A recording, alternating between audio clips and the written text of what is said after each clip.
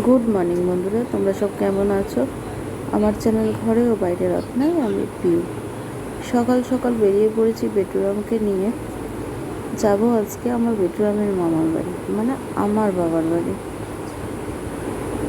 তাড়াতাড়ি করে রেডি হয়ে ট্রেনটা পাবো বলে হেঁটে হেঁটে প্রচুর ট্রেনটা পেয়ে গেছি। বেটুরাম সকাল থেকে না খাওয়া, সকালবেলা বললো ছাতুগুলো রেখেছে খাওয়াবো, শুধু জল খাচ্ছে।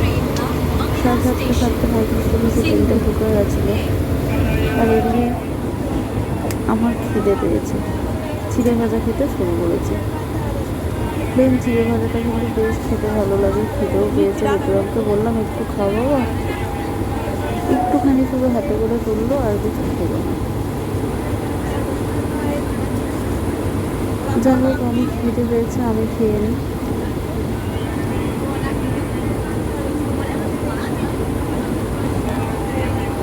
সকালবেলা হাওয়াটাও কিন্তু খুব ভালো দিচ্ছে। এদিকে দেখুন, খুব সুন্দর লাগছে।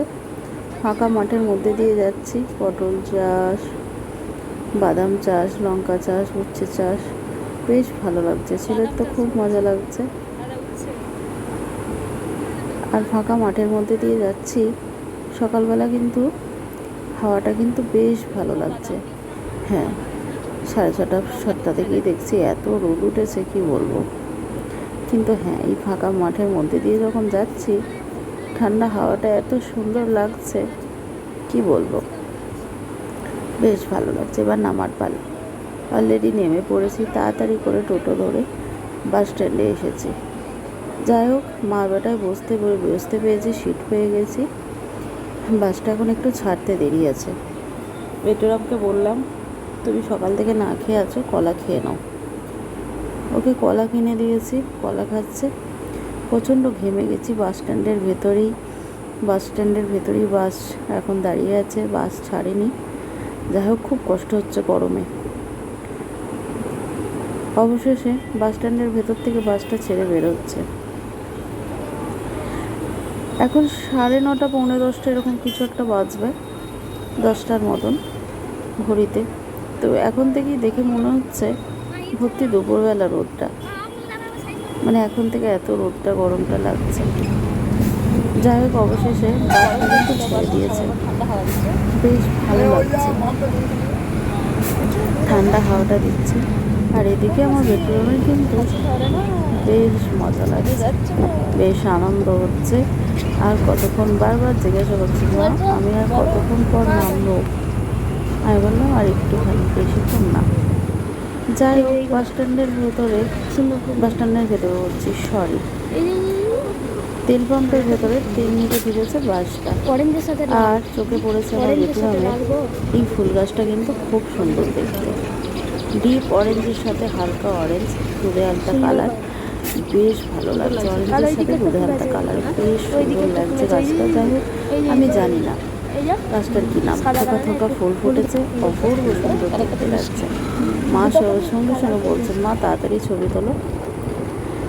যাই হোক, এবার আমি বাস থেকে নেমে পড়েছি। ভাই নিতে এসেছিলো বাস স্ট্যান্ডে।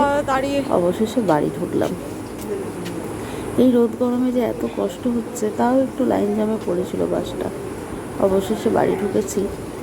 খুব কষ্ট হচ্ছে। আমার বেটুরাম ঢুকে গেছে, দাঁত পড়ে গেছে দাদের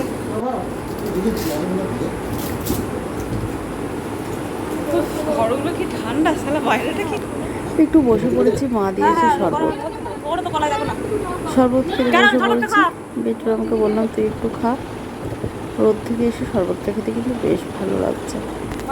এদিকে মা আজকে রান্না করছে, ঘরে ছানা কেটেছে। আর আমার বেটুরামের জন্য ঘরেও কিছুটা ছানা কেটেছে, আর পনির দিয়ে আর ছানা দিয়ে আজকে মা তরকারি করবে। নাতি খেতে ভালোবাসে, দুধ দিয়ে যায় মা, সেই দুধ থেকে কিন্তু কিছুটা ছানা কেটেছে। যেহেতু মা এই ছানার তরকারিটা বেশ ভালো করে, অল্প ছানা হয়েছে বলে পনিরটাও কিছুটা রয়েছে, মা তরকারি করবে। এদিকে শুশুনি শাক ভাজা হয়েছে, পেঁয়াজ কুচিয়ে দিয়েছি, মা ডিম ভাজবে। শুশুনি শাক অনেক দিন পর খাবো। পাশে পাশেই আমাদের জমিতে হয়েছে, দিদি তুলে এনে দিয়েছে, পাশের বাড়ির দিদি তুলে এনে দিয়েছে। তো মা ভাজা করেছে, জানে আমি খেতে ভালোবাসি। এদিকে দেখুন, বললাম না মা বাড়িতে ছানা কেটেছে আর কিছুটা পনির ছিল।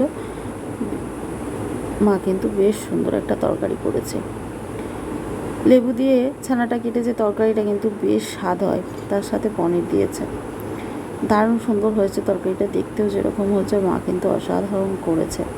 আর মা এই ছানার তরকারিটা কিন্তু খুব ভালো করে, নাতির পছন্দ বলে কথা, হবে না? তো খুব সুন্দর করেছে তরকারিটা। এবার ভাত খেয়ে নেব। শুশুনি শাক ভাজা আর মা আমের ঝাল আচার করেছে, সাথে ডাল আর ডিম ভাজা। আমি পেঁয়াজ কাঁচা লঙ্কা নিয়েছি, শাক দিয়ে ডিম ভাজা ডাল দিয়ে খেয়ে নেব। শাক ভাজাটাই এত সুন্দর মা ভেজেছে, শুশুনি শাক ভাজাটা, তো শুশুনি শাক ভাজাটা দিয়েই ভাত খাওয়া হয়ে যাবে। সাথে কাঁচা লঙ্কা পেঁয়াজ নিয়েছি, ডিম ভাজা।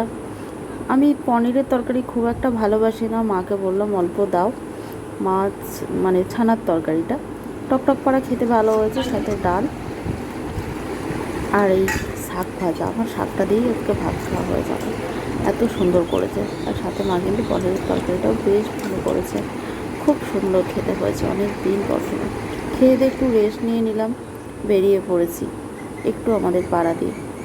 এই বড় দিঘিটা দেখছেন, এক সময় আমি এপার ওপার করেছি, লম্বালম্বি বলো আড়ে আড়ে বলো, প্রচুর সাঁতার কাটতাম, কি ভালো লাগতো। এখন না খুব ভয় লাগে, যেহেতু অনেকটা পুকুরটা কাটিয়েছে, অনেক গভীর হয়ে গেছে এখন। আগেও পুকুর প্রচুর মাছ চাষ হতো, এখনও হয়। একটা সময় এই দিঘিটা এপার ওপার পড়েছে, লম্বায় লম্বায় আড়ে আড়ে, নামতে ভয় লাগে। যাই হোক, তোমাদের সাথে শেয়ার করলাম, খুব ভালো লাগে। এখনও আসি স্নান করতে, কাছাকাছি করতে দরকার হলে, কিন্তু আগের মতন আর স্নান হয় না। বাবা জানে আমি জাম খেতে ভালোবাসি, বাবা জাম এনে রেখেছে ফ্রিজের মধ্যে, মা বার করে দিয়েছে। এবার আমি নুন মাখাবো, খেয়ে নেব। তো সবাই মিলে একসাথে জাম খাবো, বেশ ভালো লাগে। আর বছর তো একবারও আমার মুখের মধ্যে একটি জামও ওঠেনি। আবার আমি জাম অনেকবার খেতে চেয়েছি, হয়নি খাওয়া। যেদিন বাজারে গেছি হয়তো সেদিন শেষ হয়ে গেছে, সব দিন তো যাওয়া হয়ে ওঠে না, চোখে পড়েনি। এবছর জাম, একদম টাটকা জাম, দেখুন কত সুন্দর খেতে। তো যাই হোক, যা কিছু হলো সব কিছু শেয়ার করলাম, কীরকম লাগলো অবশ্যই কমেন্টে জানিও।